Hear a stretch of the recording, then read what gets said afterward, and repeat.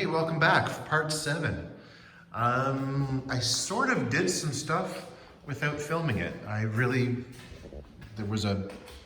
Things sort of got accelerated here.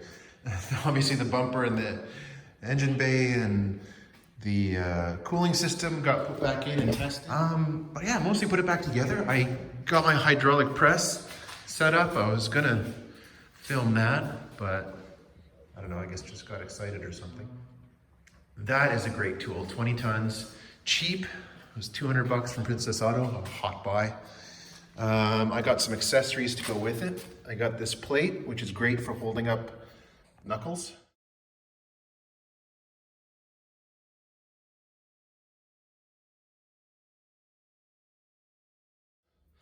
I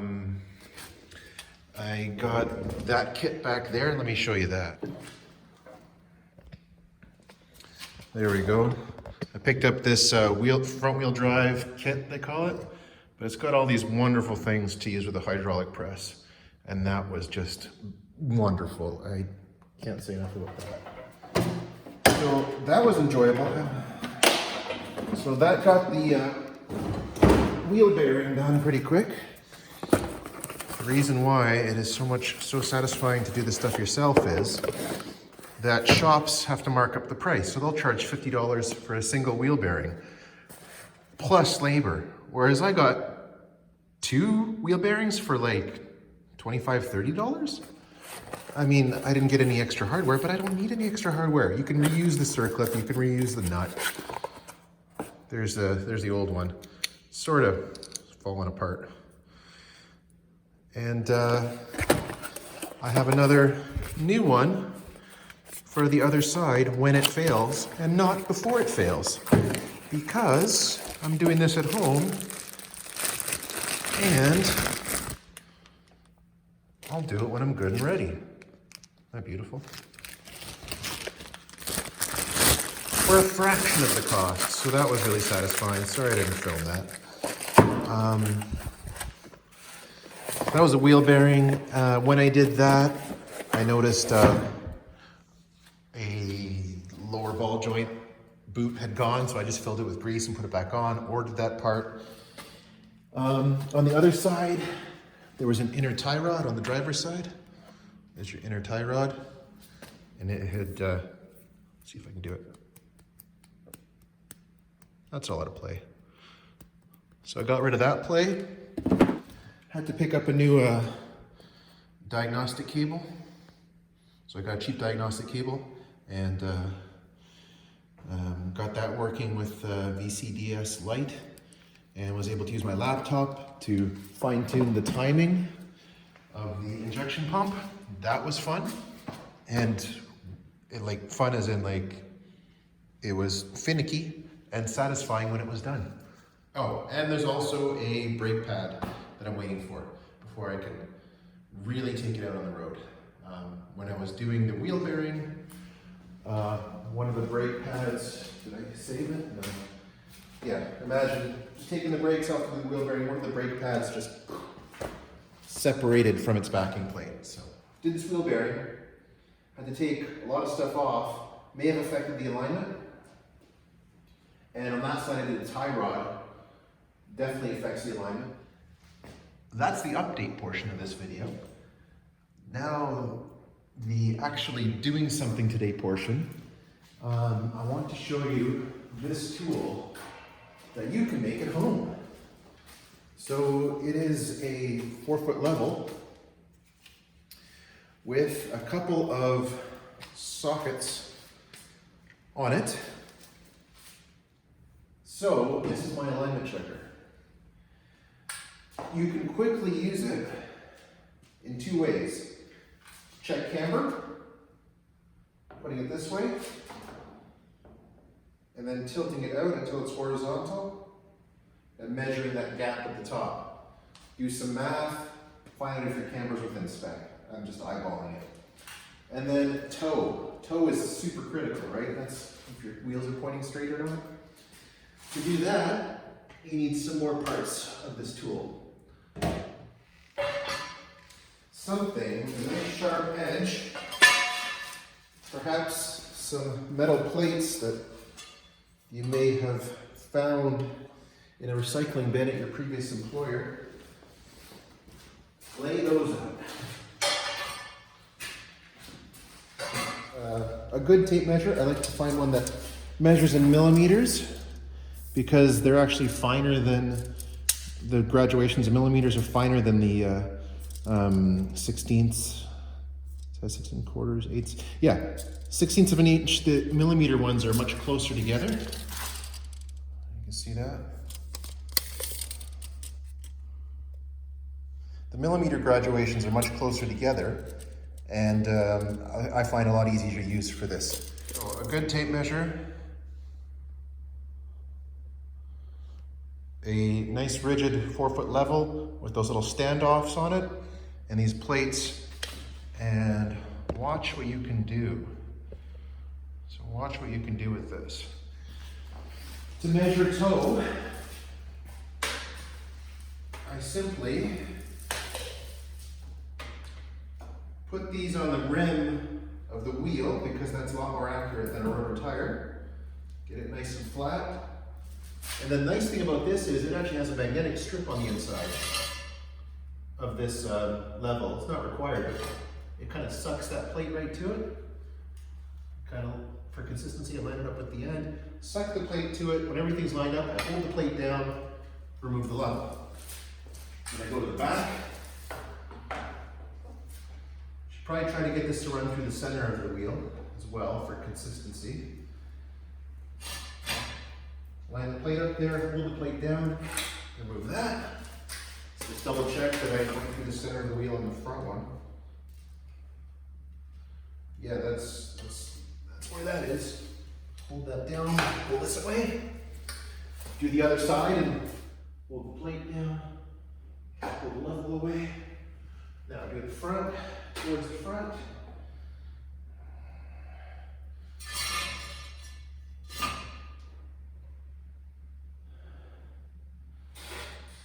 So, now we've got a measurement between the two front plates and between the two back plates. Now this car works best at zero total toe, or maybe ever so slightly in. So that front measurement, I try to get about a millimeter less than the back measurement.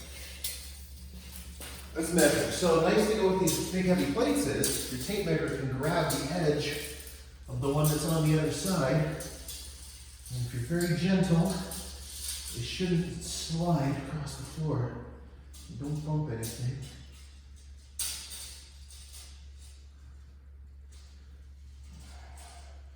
I'm getting, oh my goodness, I'm wearing glasses. A 1843 millimeters. 1843. What is the front? I'm guessing it's a bit towed in just from where the steering wheel was pointing. After I did the tie rod on the left.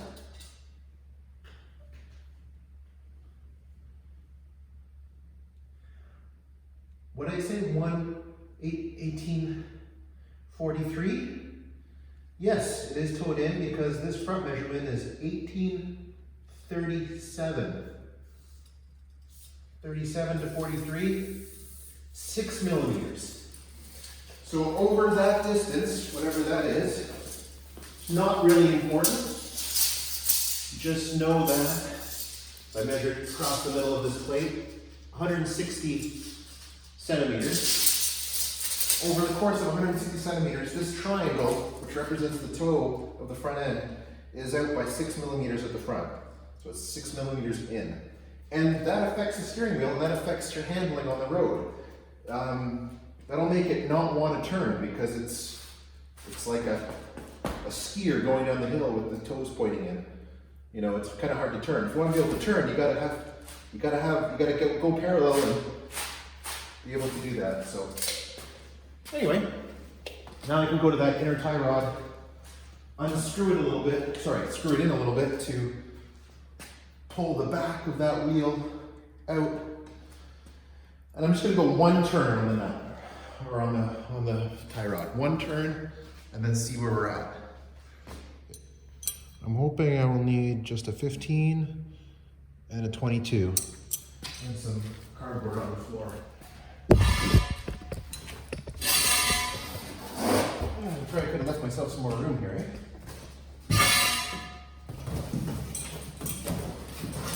All these tools. I did add 2 inches of ground clearance all the way around this car, which makes this a little bit easier. But I just kind of, yeah, I don't want to jack up the car or turn the steering wheel or do anything right now. I really just want to get access to what I need to access. So I'm going to break this thing loose. And so the wrench is on there. It should tell me if that thing moves. Oh. So I'm going to need 2 hands because you really don't want to press it up against the corner of the rod end. See that little rubber bushing? That's not good for the rubber. So I'll do the adjustment, and I'll bring you back.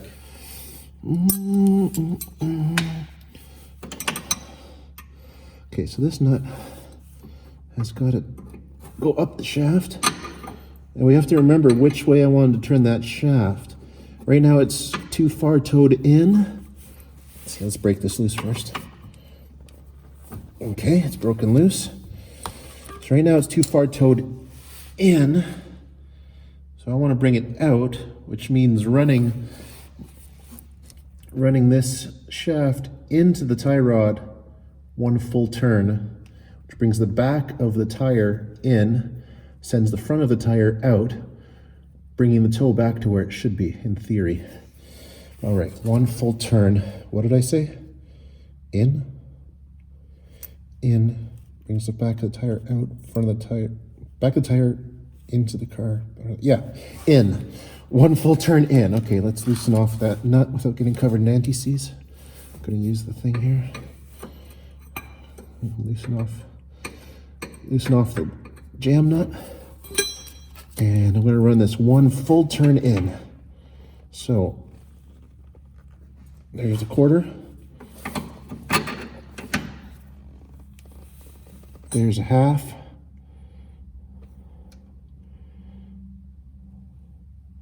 Maybe I should just do 1/2 a turn. Let's just do 1/2 a turn and see where that lands us. There. All right, let's go up top. It is a good idea, though, to leave the tools under the car, because I'll probably be back to do this a couple more times before I get it right. So that was 1/2 a turn, Keep in mind the 1/2 a turn.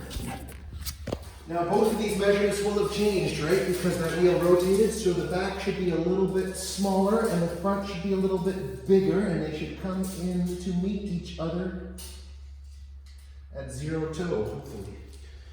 183. Huh. So it's 1830. Huh. Does that seem right? Front.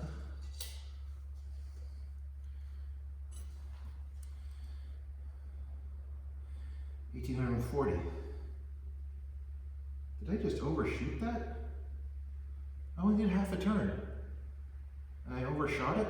Now it's like 10 millimeters more in the front than in the back. That seems like a big difference for only doing 1/2 a turn on that tie rod. Let's double check this again. Maybe I move this one when I went to grab it. That's definitely 1,830 millimeters.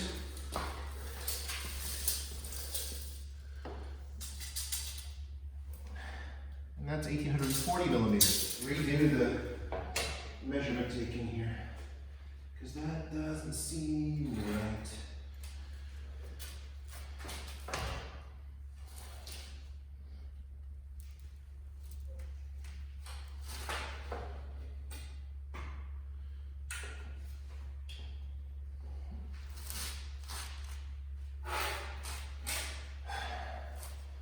Check that again.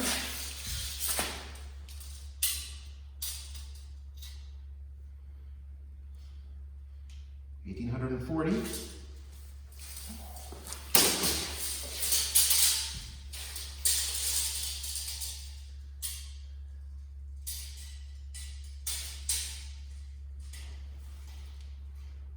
1830. No, overshot it. Okay, so if you think about this, if half a turn moved us 16 millimeters, it was 6 under, now it's 10 over.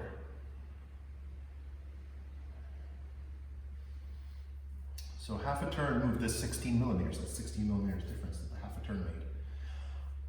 It's 10 over now. I want to go back by 10. Half a turn got us 16. If I only want to go back by 10, a little bit more than a quarter turn. Yeah, go a little bit more than a quarter turn back. See how that goes.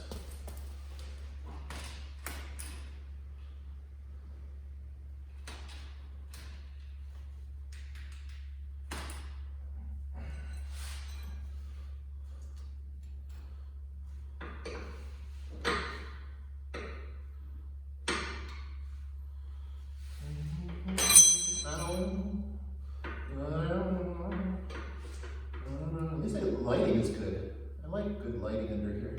That's really nice. Okay. Release the jam nut. This time we want to run it out to pull the toe in. And we want to run it out a little over half a turn. Sorry, a little over a quarter of a turn. We only turned half a turn last time.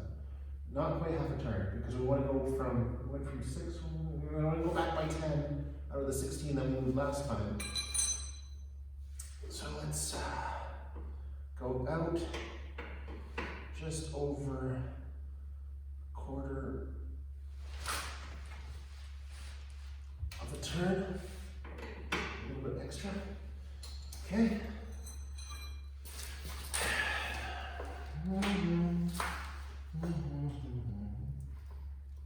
They're sure that's really square on there.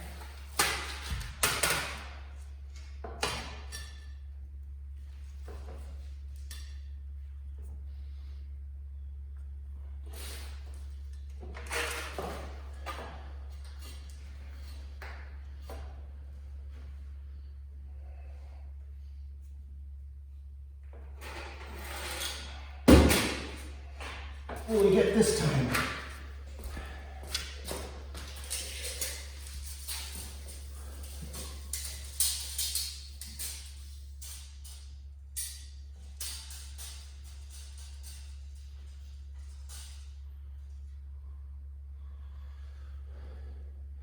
This is promising. So it's 1834. Why does that sound familiar?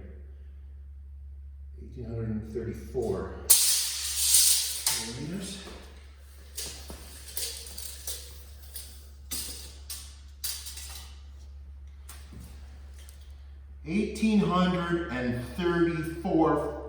No, 1839.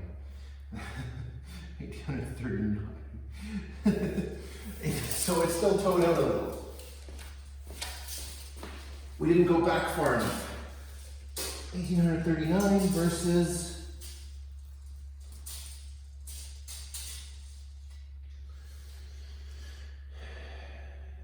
1833 and 34.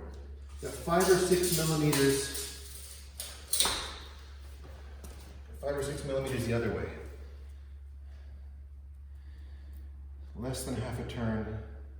A quarter, less than a quarter turn. We should go less than a quarter turn in the other direction. Well, we're gonna get this. We're gonna get it. We're gonna get it. We're gonna get it. 1837? 3 millimeters, towed out. Is that just the tie rod's not settling in properly after that last adjustment? Because sometimes I would drive the car out and back in, and I'm not doing that this time. So let's see if a little bit of bouncing made any difference.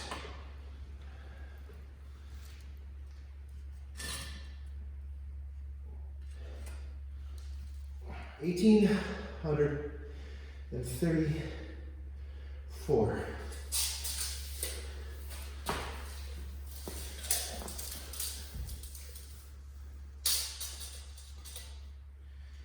$1,837 and a half.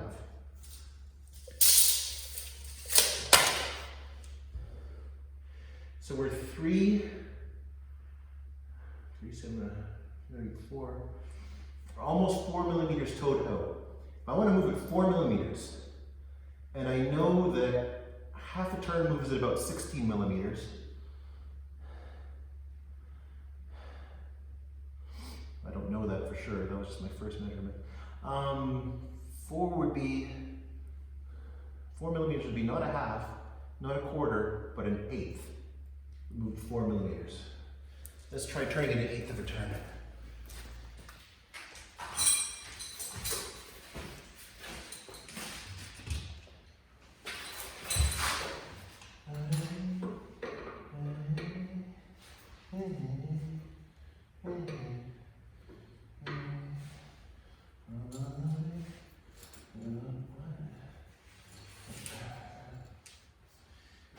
$1,837.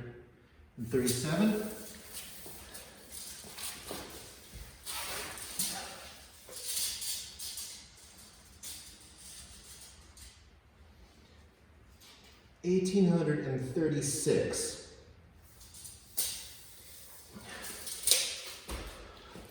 I'd rather that millimeter was on the other side so that it's ever so slightly towed in. Let's do one last adjustment. One last adjustment. Get that 1 millimeter flip from the front to the back so that it's ever so slightly towed in, but ever so slightly towed out. Ever so slightly towed out is good for a track car where you want it to turn, but I want this to be a highway cruiser where I want it to go straight. I prefer for it to go straight. So it's all up to personal preference, and personal preference is that it sticks to the road and goes straight over turning in. So I want it ever so slightly towed in. So I want to move that 1 millimeter the other direction. So no pressure. Through the center of the wheel to the end of there, hold it down.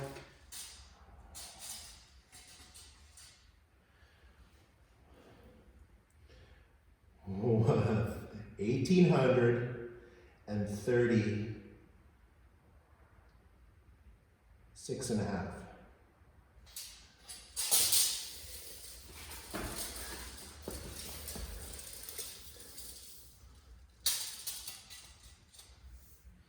$1,836 and a half. Now, half a millimeter on one of these plates.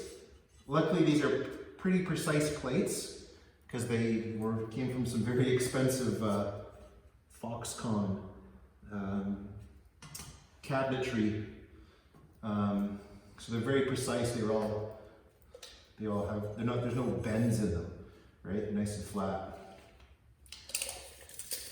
But I will measure it again just to be sure. But 0 toe is ideal for this car, and that's 1,836 and a half millimeters.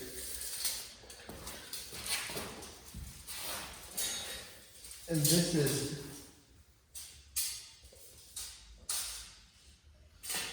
I slammed into that hard, but it didn't move because it still says 1,836. Well, that could be more. 1,837 right there. That's perfect. Perfect. Now, if when I said slammed into it, the end slammed into that one, would have pulled it this way, would have anything made that measurement smaller, and it didn't. It was half a millimeter wider. Half a millimeter wider at the back than at the front. Means it's ever so slightly towed in,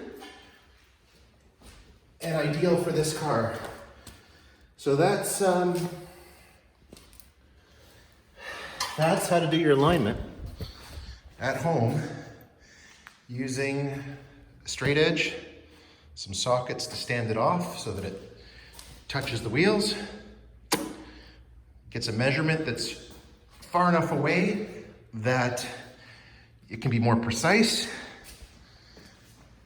and use something nice and straight so that it's accurate and repeatable. Cool. Now I just need a brake pad and I can go for a drive. Thanks for watching.